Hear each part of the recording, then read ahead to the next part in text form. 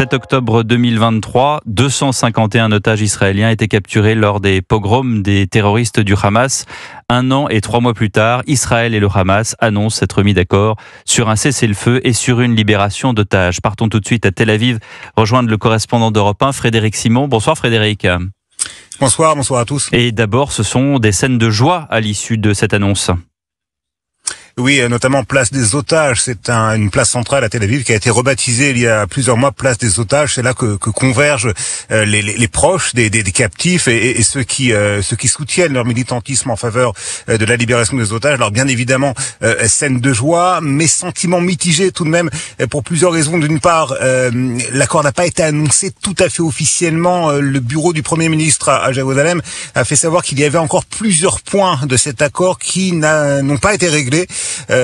Et l'annonce officielle donc n'a pas encore été faite. Donc il y a encore une petite inquiétude, même si tout porte à croire que l'on se dirige vers une annonce officielle. Et puis surtout, cet accord ne porte pour l'instant que sur la libération de 33 des 98 otages qui sont détenus depuis 15 mois dans la bande de Gaza.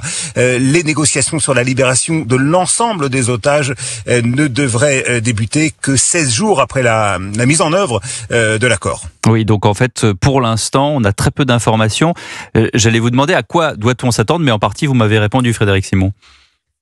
Oui, mais on connaît tout de même s'il n'y a pas encore d'annonce officielle, les détails de l'accord. On sait qu'il y aura une période de trêve des combats de 42 jours qui sera renouvelable, et le renouvellement de cette période fera l'objet de négociations ultérieures. Et au cours de cette période de trêve, les 33 otages dont il est question seront libérés, mais graduellement.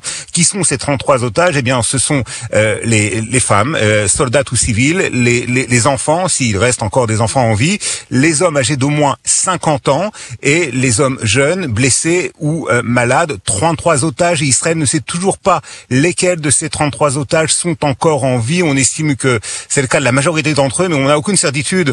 Donc vous imaginez l'état d'esprit dans lequel les familles de ces otages sont ce soir, entre espoir et bien évidemment appréhension. Voilà, et toutes premières informations en provenance de Tel Aviv. Merci beaucoup Frédéric Simon, correspondant d'Europe 1 en Israël. Des milliers de Palestiniens exultent également à travers la bande de Gaza pour cet accord de trêve entre Israël et le Hamas. L'autorité palestinienne annonce 5 morts dans une frappe israélienne en Cisjordanie. C'est l'autorité palestinienne qui l'annonce.